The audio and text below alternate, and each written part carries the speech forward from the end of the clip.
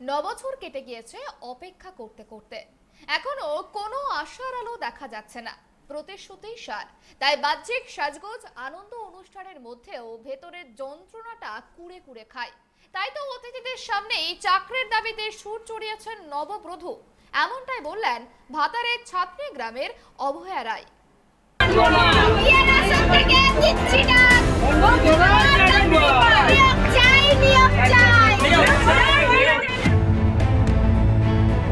ধর্মতলার ধর্নাস্থল ছাপিয়ে এবার বিয়ে বাড়িতেও পৌঁছলো টেট উত্তীর্ণ চাকরি প্রার্থীদের নিয়োগ আন্দোলনের ঢেউ। নিজের বিয়ের আসরেই সহযোদ্ধাদের সঙ্গে নিয়ে নিয়োগের দাবিতে সরব হলেন টেট উত্তীর্ণ চাকরি প্রার্থী কনে অভয়া রায়। শুধু সরব হওয়াই নয়, বিয়ের সাজে সজ্জিত থাকা অভয়ার নিজের নিয়োগের দাবিতে রীতিমতো স্লোগানও দিলেন।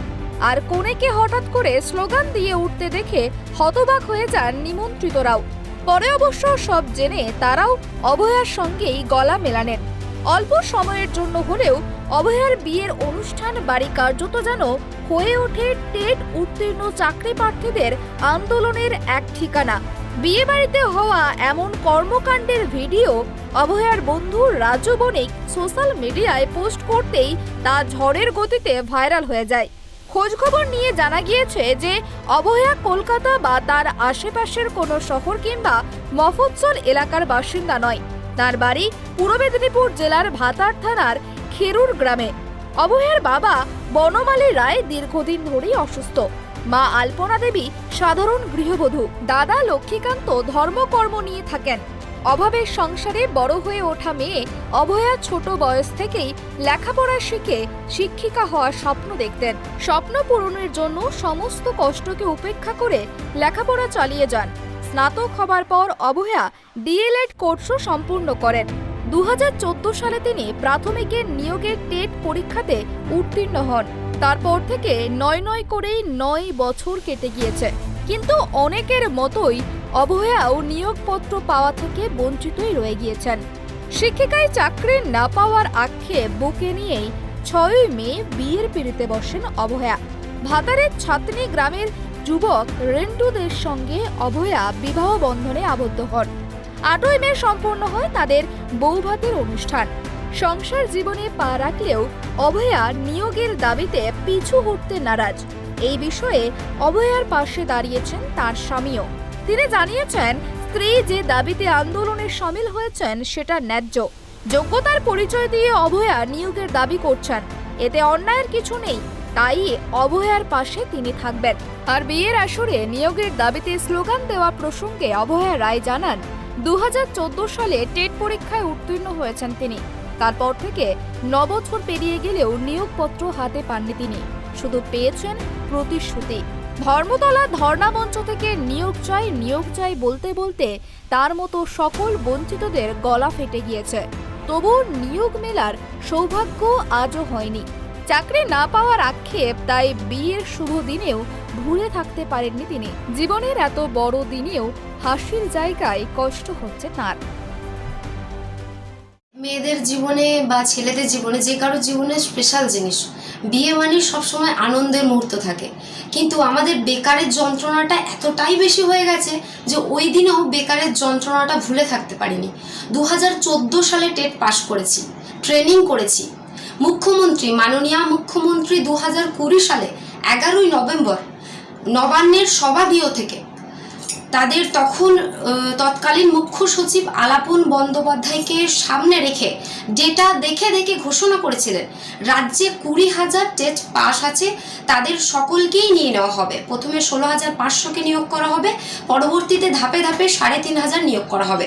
কিন্তু সেই নিয়োগ কোথায় গেল? মাত্র 10,000 নিয়োগ হয়ে বন্ধ হয়ে গেল, আর কোনো ধাপ নেই। তারপর আমরা কোথায় হারিয়ে গেলাম? আন্দোলনের পর আন্দোলন চলেছে, ধর্ণা চলেছে, অনশন চলেছে, রাস্তায় পুলিশের মার্চ চলেছে। তারপর আমরা অনশন মঞ্চ, ধর্ণা মঞ্চ, আন্দোলনের পর আন্দোলন, এত কিছুর পরেও আজ 9 বছর অতিক্রান্ত হয়ে গেছে, আজও বেকার নামক শব্দটা জীবন থেকে মোছেনি। আমি তো তাও বিয়ে পর্যন্ত পৌঁছাতে পেরেছি, বিয়ের পিড়ে পর্যন্ত, কিন্তু অনেকে আছে যারা বেকার, এখনো বিয়ের কথা ভাবতেই পারে না তারা। কিন্তু এমন আমরা পরিস্থিতি দেখতে পাচ্ছি যে অভিজিৎ গঙ্গোপাধ্যায়ের এজলাসে যে সমস্ত কেসগুলো রয়েছে তাদের ওএমআর শিট সবার প্রকাশ্যে এসেছে, যেখানে দেখা যাচ্ছে ছেলেটি সোজা করে তার নাম লিখতে পারে না, রক্ত বানান লিখতে তাদের মুখ দিয়ে রক্ত উঠে যায়। তাদের ওএমআর শিটে দেখা যাচ্ছে তারা 0 পেয়েছে, তাদের নাম্বারটা বাড়িয়ে 56 করে দিচ্ছে, 56 করে দেওয়া হয়েছে। তারা বহাল তবিয়তে জব করছে, আর যারা যোগ্য তারা রাস্তায় দাঁড়িয়ে দাঁড়িয়ে রোদে জলে ভিজে ঝড়ে আন্দোলন করছে। আমার একটাই অনুরোধ যে এইভাবে যেন যোগ্যরা বঞ্চিত না হয়।